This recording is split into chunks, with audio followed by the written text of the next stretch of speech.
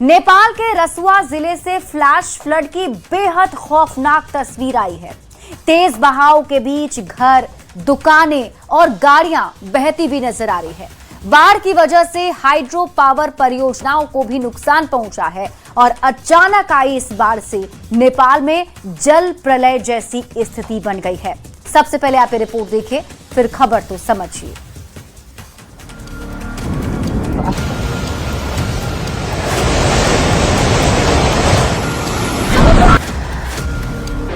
तैरती गाड़ियां, पानी के सैलाब में धराशायी होता घर। ये तस्वीरें नेपाल की हैं, जहां कुदरत का ऐसा कहर टूटा कि पानी नहीं, मौत का सैलाब सड़कों पर दौड़ पड़ा। दरअसल तिब्बत की सीमा से लगे इलाके में अचानक बाढ़ आ गई। बाढ़ का सैलाब रसुआ में दाखिल हुआ और कई घरों, गाड़ियों, सड़कों को साथ बहा ले गया। अब इन तस्वीरों को देखिए जो जल प्रलय की गवाह हैं। तिब्बत की ओर से भोटेकोशी नदी में आई अचानक बाढ़ ने नेपाल के रसुआ जिले में भारी तबाही मचाई।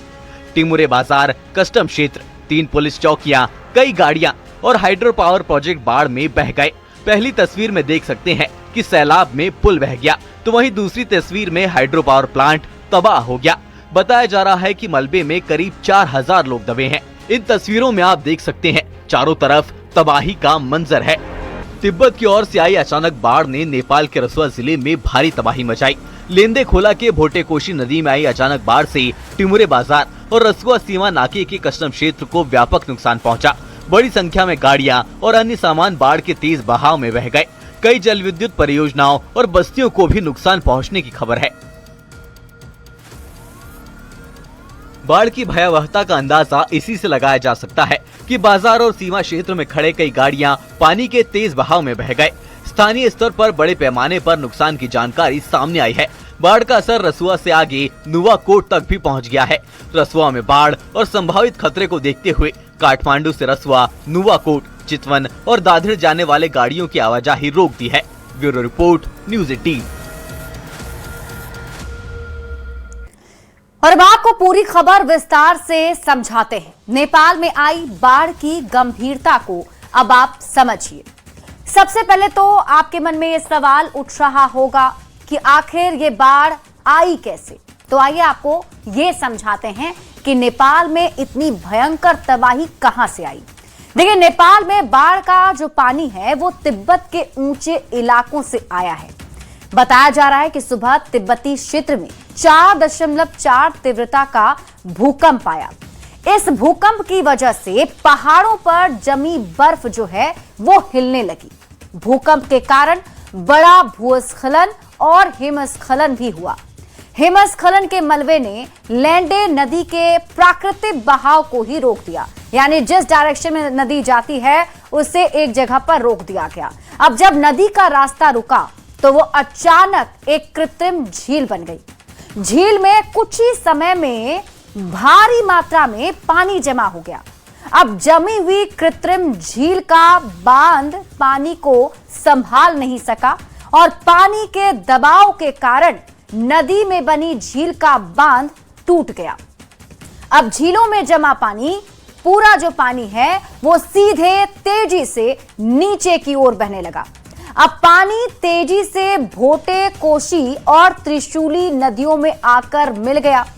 अचानक आए जल प्रलय से नेपाल में भारी तबाही मची, जिसकी तस्वीरें रोंगटे खड़े कर देने वाली है। और आइए अब समझते हैं कि नेपाल में आई बाढ़ कितनी गंभीर है। नेपाल का रसुआ जिला इस आपदा का केंद्र बना है। टिमरे बाजार, साइप्रुवेसी में भारी तबाही मची है। रसुआ सीमा नाके का कस्टम क्षेत्र पूरी तरह से तहस नहस हो गया है। इस बाढ़ के तेज बहाव में कई जल विद्युत परियोजनाएं भी बह गईं।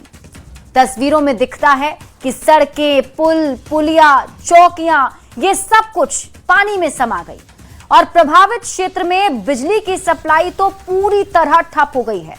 इसके साथ ही कैलाश मानसरोवर यात्रा पर जा रहे तीर्थयात्री बीच में ही फंस गए हैं।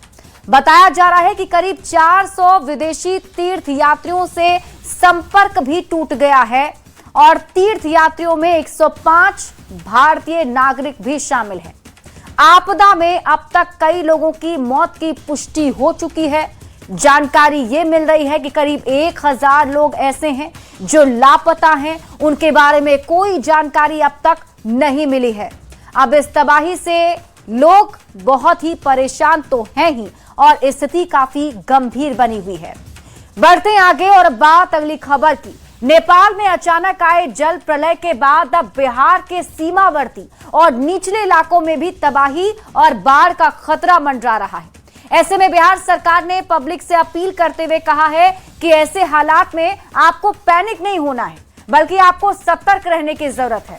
वैसे नेपाल के सीमावर्ती इलाकों, खासकर गंडक और कोसी बेल्ट पर प्रशासन और आपदा प्रबंधन विभाग की टीम भी विशेष निगरानी कर रही है। ये रिपोर्ट देखिए, फिर खबर तो समझिए।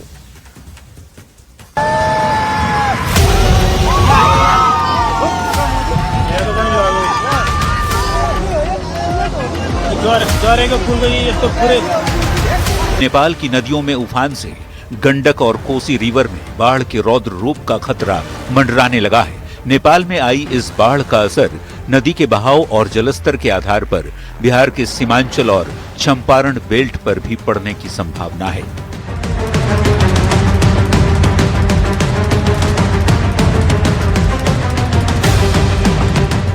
नेपाल के कोसी बैराज के पास होने के कारण सबसे ज्यादा खतरा कोसी और सीमांचल क्षेत्र में है, क्योंकि पहले पानी का दबाव यहीं बढ़ता है। इसके साथ ही गंडक और पश्चिमी क्षेत्र, जिसमें पश्चिम चंपारण के बगहा और वाल्मीकि नगर के साथ पूर्वी चंपारण के मोतिहारी और मुजफ्फरपुर का इलाका प्रभावित हो सकता है, तो वहीं बागमती और मध्य उत्तरी क्षेत्र के तहत शिवहर के पिपराही प्रखंड, सीतामढ़ी और मधुबनी जिलों में भी बाढ़ की आशंका जताई जा रही है। चंपारण, गोपालगंज, सारण, वैशाली के साथ ही सीमांचल के जिलों को अलर्ट मोड पर रखा गया है। एसडीआरएफ और एनडीआरएफ की टीमों को तैनात किया गया है। इस बीच राज्य सरकार की ओर से लोगों को घबराने की नहीं, बल्कि बाढ़ की स्थिति के लिए पूरी तरह तैयार रहने की अपील की गई है। प्रशासन की तरफ से जारी आधिकारिक सूचनाओं और निर्देशों का पालन करने के साथ ही अफवाहों पर ध्यान नहीं देने की भी सलाह दी गई है। रूह कंपा देने वाली नेपाल से आई तस्वीरों ने सचमुच बिहार के नदी किनारे बसे लोगों की चिंताएं बढ़ा दी, क्योंकि नेपाल से आ रहे भारी सैलाब की वजह से गंडक नदी का प्रवाह काफी तेज होता जा रहा है। ऐसे में विभाग और प्रशासन की टीमें बेहद सतर्क हैं। आपदा से उभर सके, और सभी से मेरा अनुरोध होगा कि आप अपने बच्चों, खासकर छोटे बच्चों और माल गोरू का ध्यान रखेंगे। और अब आप पूरी खबर विस्तार से समझिए। नेपाल में बाढ़ का बिहार में क्या असर होगा, इसे हम आपको विस्तार से समझाते हैं। नेपाल में आई बाढ़ बिहार में भी भारी तबाही मचा सकती है, ऐसी आशंका जताई जा रही है। अब देखिए, बताया जा रहा है कि जो गंडक नदी के आसपास के क्षेत्र हैं, उसमें जल प्रलय का खतरा अभी से मंडराने लगा है। वाल्मीकि नगर गंडक बैराज के सभी 36 गेट खोल दिए गए हैं और संभावित बाढ़ के खतरे को देखते हुए गंडक और कोसी बेसिन के जिलों में हाई अलर्ट जारी किया गया है। अब आप ये भी समझिए कि किन किन जिलों में हाई अलर्ट जारी किया गया है, यानी कौन से ऐसे जिले हैं जहां सबसे ज्यादा खतरा है। तो बिहार के पश्चिम चंपारण के लोग पूर्वी चंपारण, सीतामढ़ी, मधुबनी, मुजफ्फरपुर, शिवहर और वैशाली के लोगों को ज्यादा सतर्क रहने की जरूरत है। अब आप ये समझिए कि बिहार में नेपाल का पानी इतना असर क्यों डालता है। तो देखिए, बिहार की 6 प्रमुख नदियां नेपाल के रास्ते से ही बिहार आती है। इन नदियों के क्या क्या नाम है वो भी जान लीजिए। इन नदियों में नाम शामिल है कोसी का, गंडक, बागमती, कमला बलान, बूढ़ी गंडक और महानंदा नदी। अब आप ये समझिए कि बिहार में नेपाल की ओर से बाढ़ कब कब आई, क्योंकि ऐसा पहली बार नहीं हुआ है जब नेपाल का पानी बिहार में प्रलय का कारण बनेगा। साल 2024 नेपाल में 60 घंटे लगातार बारिश होती रही और कोसी नदी का जलस्तर बीरपुर बैराज से भी ऊपर चला गया। 7 तटबंध टूटे और 16 जिलों की 9.90 लाख आबादी प्रभावित हुई। साल 2017 में नेपाल और सीमावर्ती इलाकों में बारिश से 5 जिलों में बाढ़ आ गए। साल 2012 में नेपाल के हनुमान नगर के पास स्थित पश्चिमी कोसी तटबंध में दरार आ गया। अब देखिए, पानी आ रहा है तो ऐसे में इसे रोकने से ज्यादा राहत और बचाव पर ध्यान देना ही पहली प्राथमिकता है और सरकार भी इसे लेकर लोगों से अपील कर रही है। किसी भी प्रकार की घबराहट या पैनिक की जरूरत नहीं है। प्रशासन पूरी तरह से सतर्क है, आपकी मदद के लिए तैयार है। सभी जरूरी संसाधनों और बचाव दलों को पहले से ही मौके पर तैयार किया गया है और आम नागरिकों से अपील की जा रही है कि आप घबराइए नहीं। संभावित बाढ़ की स्थिति के लिए पूरी तरह तैयार आपको भी रहना होगा। आधिकारिक सूचनाओं और निर्देशों का पालन लोगों को करना होगा और सबसे जरूरी बात इन क्षेत्रों के लोगों के लिए कि आपको अफवाह पर ध्यान नहीं देना है। सरकार ने पूरी तैयारी कर रखी है ताकि अगर ये आपदा आती भी है तो इससे निपटा जा सके। बढ़ते हैं आगे और बात अगली खबर की। नेपाल में बाढ़ से तबाही के बाद बिहार में दहशत और खौफ का माहौल है। बाढ़ के खतरे को देखते हुए बिहार में हाई अलर्ट जारी किया गया है। लोगों से माइकिंग कर सुरक्षित जगह पर जाने की अपील की जा रही है। सरकार किसी भी तरह के खतरे से निपटने के लिए तैयार दिख रही है। ये रिपोर्ट देखिए, फिर खबर तो समझिए।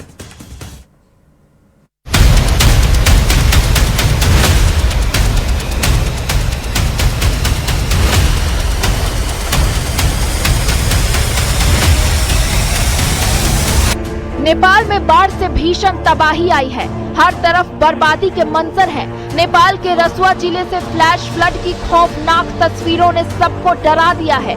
तस्वीरों में तेज बहाव के बीच घर, दुकानें, गाड़ियां बहती नजर आ रही हैं। नेपाल में अचानक आई भीषण बाढ़ के बाद बिहार में हाई अलर्ट जारी किया गया है। हर तरफ माइकिंग की जा रही है, लोगों को सतर्क किया जा रहा है। नेपाल चीन सीमा के पास त्रिशूली नदी में अचानक बढ़े जल स्तर के बाद गंडक नदी में बाढ़ की आशंका है। ऐसे में बिहार में हाई अलर्ट जारी कर दिया गया है। सीएम सम्राट ने हाई लेवल बैठक कर सभी अधिकारियों को अलर्ट रहने के निर्देश दिए हैं। नेपाल में आई भीषण आपदा के बाद गोपालगंज में गंडक नदी के जलस्तर में तेजी से बढ़ोतरी होने की संभावना जताई गई है। अगले 24 घंटे के अंदर गंडक नदी के जलस्तर में बढ़ोतरी होगी और ऐसे में जिला प्रशासन के तमाम अधिकारी इस वक्त अलर्ट मोड में है। जल संसाधन विभाग के अधिकारियों को भी तटबंधों पर तैनात किया गया है। अधिकारी इस वक्त तटबंधों पर आकर माइकिंग कर रहे हैं और निचले इलाके में बसे लोगों को सतर्क और सावधानी रहने के लिए अपील कर रहे हैं। बिहार में बाढ़ के खतरे को देखते हुए स्पेशल एडवाइजरी भी जारी की गई है। भारत नेपाल सीमा के निकट गंडक नदी के किनारे प्रशासन को सतर्क रहने की सलाह दी गई है। तटीय क्षेत्रों में आवश्यक एहतियाती सुरक्षा उपाय करने को कहा गया है। गंडक बरार के सभी गेटों से पानी के सुरक्षित और सुचारू निकास पर जोर दिया गया है। नेपाल में भीषण तबाही के बाद बाढ़ बिहार में बर्बादी की कहानी न लेकर आए, इसके लिए तमाम जरूरी उपाय किए जा रहे हैं। बाढ़ से निपटने के लिए सरकार पूरी तरह तैयार है।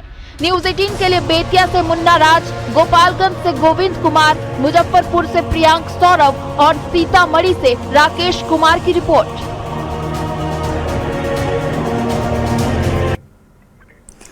और अब आप पूरी खबर विस्तार से समझिए। संभावित बाढ़ को लेकर सरकार की क्या तैयारी है, ये हम आपको विस्तार से समझाते हैं। देखिए, नेपाल में जब भी बारिश होती है, बारिश हो, तबाही हो, उसका सीधा असर बिहार पर पड़ता है और खास तौर पर उन जिलों पर पड़ता है जिसकी सीमा नेपाल से सटी हुई है, जो बॉर्डर शेयर किया जाता है। तो नेपाल की बाढ़ को देखते हुए बिहार सरकार पहले से ही पूरी तरह सतर्क है, क्योंकि सरकार को पता है कि तबाही मच सकती है, इसलिए उसे कैसे रोका जाए इसकी तैयारी की गई है। इसके लिए क्या किया गया, तो लोक सेवक आवास पर सीएम सम्राट चौधरी ने आज खुद ही हाई लेवल बैठक की। इस हाई लेवल बैठक के जरिए सीएम ने खुद वहां के हालात की जानकारी ली कि ताजा स्थिति अभी क्या है और अगर वहां से पानी आता है, ये सैलाब आता है, तो क्या स्थिति बन सकती है। सीएम ने बिहार की पूरी मशीनरी को अभी से ही अलर्ट रहने के निर्देश दिए हैं, क्योंकि आज की रात भारी हो सकती है। इसके साथ ही जो तटबंध लगाए गए हैं, सभी तटबंधों की लगातार निगरानी करने को भी मुख्यमंत्री सम्राट चौधरी ने कह दिया है कि तटबंधों पर पूरी नजर रखी जाए। अब तटबंधों की मजबूती और सुरक्षा सुनिश्चित करने के निर्देश भी सीएम सम्राट ने अधिकारियों को दिए हैं।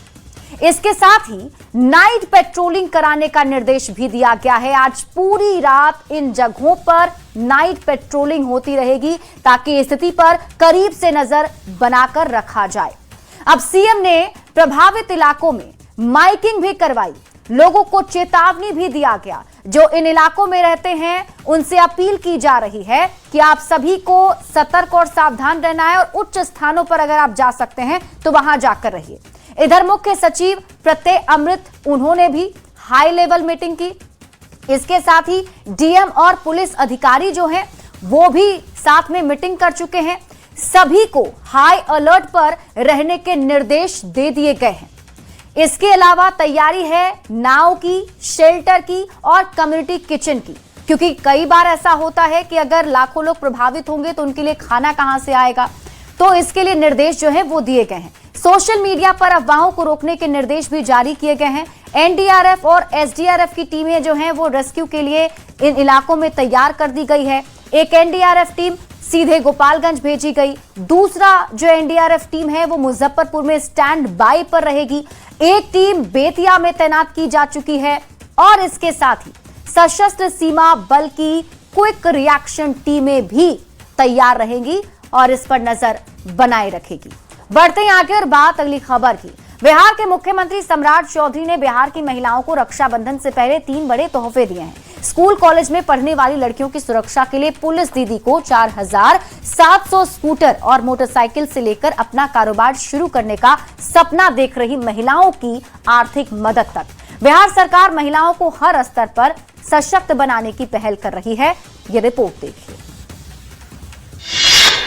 बिहार की महिलाओं को सीएम सम्राट की सौगात, रक्षाबंधन से पहले 3 योजनाओं की शुरुआत, सुरक्षा से लेकर स्टार्टअप तक, सम्राट सरकार महिलाओं के साथ। बेटियों की तकदीर आबाद होती है। ये फेलोशिप केवल आर्थिक सहायता नहीं बल्कि बेटियों के शोध प्रति। सरकार का कहना है कि रक्षाबंधन के अवसर पर शुरू की जा रही इन तीनों पहल का मकसद महिलाओं और छात्राओं को सुरक्षा के साथ साथ शिक्षा और आर्थिक आत्मनिर्भरता के बेहतर अवसर उपलब्ध कराना है। सीएम ने कहा कि बिहार में महिलाओं के सशक्तिकरण के लिए पहले भी काम हुआ है और आगे भी जारी रहेगा। 40,000 की संख्या में महिला पुलिस बल है। इस देश में कोई दूसरा राज्य नहीं है, सिर्फ बिहार है। और आप सोचिए कि आज चाहे आरक्षण के माध्यम से हो, चाहे वो जनप्रतिनिधि के तौर पर, तमाम जगह पर महिलाओं को आगे बढ़ाने का काम बिहार की सरकार ने किया। अभी आबादी हमेशा से सत्ता और सियासत के केंद्र में रही है। खासकर 2005 में एनडीए सरकार बनने के बाद से यही महिलाएं किंग मेकर बनकर उभरी हैं। ऐसे में जब महिलाओं को उपहार देने वाला त्योहार रक्षाबंधन आया तो सीएम सम्राट ने बिहार की महिलाओं पर सौगातों की बौछार कर दी। पटना से न्यूज 18 के लिए संवाददाता विनीता मिश्रा के साथ ब्यूरो रिपोर्ट। और अब आप पूरी खबर विस्तार से समझिए। सीएम सम्राट का बहनों को ये तोहफा के मायने समझिए। देखिए, रक्षाबंधन पर महिलाओं को मुख्यमंत्री ने तोहफा दिया है और सबसे पहले आप ये जान लीजिए कि कौन सी 3 योजनाओं का उपहार सीएम सम्राट ने बिहार की महिलाओं को दिया है। तो पहला तोहफा है अभया ब्रिगेड को 4700 स्कूटर और मोटरसाइकिल प्रोवाइड कराना। दूसरी योजना है पीएचडी फेलोशिप योजना और तीसरा उपहार है बेटी स्टार्टअप चैलेंज योजना। अब एक एक करके तीनों योजनाओं को भी समझते हैं। अभया ब्रिगेड क्या है, इसे समझिए। तो स्कूल और कॉलेज की छात्राओं के लिए अभया ब्रिगेड बनाया गया है, जिससे क्या होगा तो छात्राओं की सुरक्षा के लिए पुलिस दीदी तैनात रहेंगी। अभया ब्रिगेड को 4700 स्कूटर और मोटरसाइकिलें मिलेंगी। शिकायत मिलने पर तुरंत पहुंच सुनिश्चित करने का लक्ष्य है और अब निडर होकर स्कूल कॉलेज छात्राएं जा सकेंगी। दूसरे उपहार को समझते हैं, जो है पीएचडी फेलोशिप योजना। बिहार की करीब 1000 योग्य छात्राओं को इसका लाभ मिलेगा। अब उच्च शिक्षा के लिए सरकार उन्हें आर्थिक सहायता देगी। चयनित छात्राओं को 4 साल तक की सहायता दी जाएगी, जिसमें हर महीने छात्राओं को 10,000 रुपए की राशि मिलेगी। उच्च शिक्षा और शोध के क्षेत्र में प्रोत्साहित करना सरकार का उद्देश्य है। अब तीसरी योजना के बारे में जान लीजिए, जो तीसरा उपहार मिला है। बेटी स्टार्टअप चैलेंज योजना को समझिए। महिलाओं को स्वरोजगार से जोड़ने के लिए सरकार ने पहल की है। बिहार की बेटी स्टार्टअप चैलेंज योजना का शुभारंभ किया गया, जिसमें पात्र महिलाओं को 50,000 से 2 लाख रुपए तक की सहायता दी जाएगी, जिससे अपना व्यवसाय या स्टार्टअप शुरू करने के लिए वित्तीय सहायता मिलेगी। अब आप खबर तो समझिए कि आखिर महिलाओं पर सीएम सम्राट का फोकस क्यों है, और ये समझने के लिए आपको बिहार की डेमोग्राफी समझनी होगी। 2023 की जाति आधारित गणना के अनुसार बिहार की कुल आबादी लगभग 13.07 करोड़ है, जिसमें महिलाओं की आबादी 4.98 करोड़ है, और इन महिलाओं में महिला वोटर्स की आबादी करीब 3.5 करोड़ है। अब आप खबर तो समझिए, बिहार सरकार का महिलाओं पर विशेष फोकस है। महिलाओं को आत्मनिर्भर बनाने के लिए सरकार पहल कर रही है। एनडीए सरकार बनाने में महिलाओं का बड़ा योगदान रहा है। महिलाओं को नीतीश कुमार का साइलेंट वोटर कहा जाता था। बिहार में फिलहाल बीजेपी की सरकार है और महिलाओं को अपने पाले में ही रखना सरकार चाहती है। बीजेपी सनातन से जुड़ी हुई पार्टी है। रक्षाबंधन पर बहनों को उपहार देने की परंपरा है। ऐसे में सीएम सम्राट ने अपनी बहनों को गिफ्ट दिया है। और इसी के साथ इस बुलेटिन में अभी के लिए बस इतना ही। आप देखते रहिए न्यूज़ 18 बिहार झारखंड।